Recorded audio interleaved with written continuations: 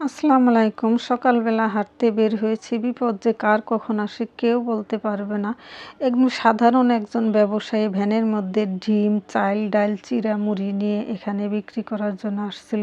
ভোরবেলায় উনি বের হয়েছিল রিজিকের সন্ধানে, কিন্তু কোথা থেকে যেন এক প্রাইভেট কার এসে ধাক্কা মেরে ওনার ভ্যানটা উল্টিয়ে দিল। আমি তো আচমকা চমকে উঠলাম। আমি পাশের দোকানেই কেনাকাটা করতেছিলাম। এই যে দেখতে পাচ্ছেন কি অবস্থা করছে। ভোরবেলায় গাড়িগুলা যে চালায় মনে হয় যেন ওরা হেলিকপ্টার চালাইতেছে। যাই হোক, ওইগুলো দেখে মনটা খারাপ হয়ে গেল। আমি চলে এলাম বাসায় তাড়াহুড়া করে, কারণ আমার অনেক কাজ আছে বাসায়। আর হাঁটার পথে আমি কিছু কেনাকাটা করে নিয়ে আসলাম। দেখতে খুব তাজা তাজা চিংড়ি, বলল যে এগুলা নাকি খুলনার চিংড়ি মাছ, তাই 1 কেজি চিংড়ি মাছ নিয়ে আসলাম। হাফ কেজি কাকসকে মাছ, হাফ কেজি মলা মাছ নিয়ে আসলাম। খুবই টাটকা তাজা এবং পরিষ্কার মাছগুলা। কিন্তু এগুলা এখন কেটে ধুয়ে পরিষ্কার করে রান্না করতে করতে আমার অনেকটা সময় চলে যাবে। এগুলো আমি গুছিয়ে রেখে দিব, আমি অন্য কিছু রান্না করব এখন। এদিকে মাছও আমি ভিজিয়ে রেখে গেছিলাম, কিন্তু এখন এগুলো আমি রান্না করব না, আমি অন্য কিছু রান্না করব। আর টাটকা টাটকা পুঁই শাক নিয়ে আসছিলাম। এই পুঁই শাকটা আমি চিংড়ি মাছ দিয়ে রান্না করব। দেখা যাক কি করি আজকে। সকালে আমার তো ভোরবেলায় শুরু হয়ে যায়, সকালবেলা থেকে আল্লাহর ফজরে উঠতে বরাবরের মতো নামাজ কোরআন শরীফ পড়ে একটু হাঁটাহাঁটি করি, আমার সমস্ত কাজ শুরু হয়ে যায়। কারণ আমি সকালে রান্নার আর দুপুরের রান্না একসঙ্গেই করে থাকি। সকালের নাস্তা আর দুপুরের রান্না একসাথেই করে ফেলি, কারণ দুপুরবেলা আমার এখানে গ্যাস থাকে না। তার জন্য একদিকে আমি রান্না বসায় দিছি। আমি এই চুলাতে আমি নাস্তা বানাচ্ছি। রুটি বেলাবেলির ঝামেলার কোনো কারবার নাই, আমি চাপড়ি সিস্টেমে রুটি বানাচ্ছি। দেখতে পাচ্ছেন এভাবেই বানাই, শর্টকাট যত করা যায়। এদিকে দেখতে পাচ্ছি আদা রসুন পেস্ট করা নেই, তাই আদা রসুনও বের করেছি, পেস্ট করব। দুইটা হাতে কত যে কাজ সারাদিন করি আল্লাহ, তারপরেও বিরার মন পাই না। যাই হোক, এদিকে আমি ভিজে রেখে রাখছিলাম। দেখতে পাচ্ছেন এগুলো আমি গরুর কলিজা, ফ্যাপসা, আরও অনেক কিছু কি যেন এখানে মাথার মাংস টাংস অনেক কিছু আছে। এগুলো আমি এক ডেকচি রান্না করব এখন।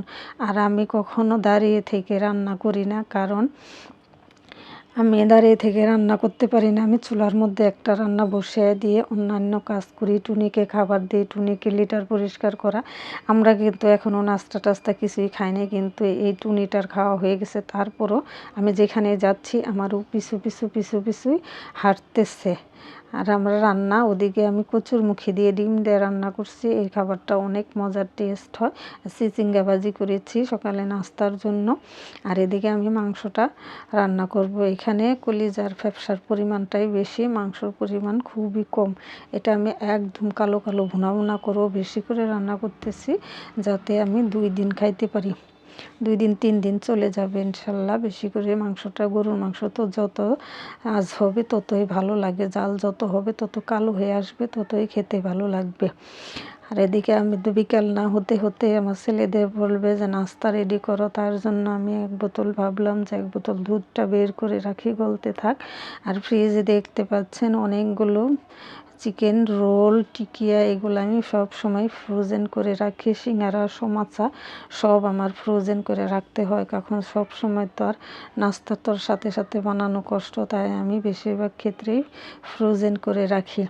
আর মাংসটা হতে হতে আমি এদিকে ঘরটা মুছতেছি। ঘরটা মুছে আমি সকালবেলা আবার এদিকে দেখা যাচ্ছে অনেক দিন যাবৎ পানির ডিস্টার্ব দিতেছে, দুপুরবেলা পানি থাকে না, তাই আমি সকাল সকাল সমস্ত কাজ সেরে তারপর আমি গোসল করব। গোসল করার পর আমি নাস্তা খাবো ইনশাল্লাহ।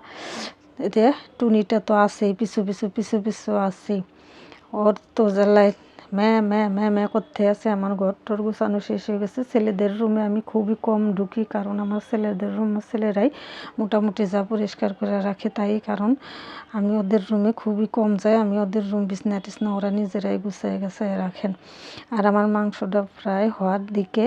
এগুলো আমি এখানে একটু পানি দিয়ে আমি পাতিলটা চেঞ্জ করে দিয়েছি, কারণ ওইটার মধ্যে একদম ভরে গেছিলো, নাড়াচাড়া করা যাচ্ছিল না।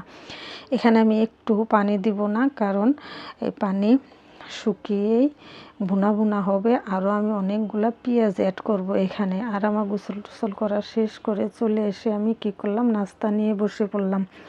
এখানে আমি চিচিঙ্গা ভাজি নিয়েছি, আর ওই যে রুটির বিকল্প যে চাপড়ি ওইটা নিয়েছি, 1 পিস খেজুর নিয়েছি, কলা নিয়েছি, আর সামান্য একটু মাংস নিয়ে দেখলাম টেস্ট করে এগুলাই হয় নাকি, হয়েছে নাকি, সেদ্ধ হয়েছে নাকি।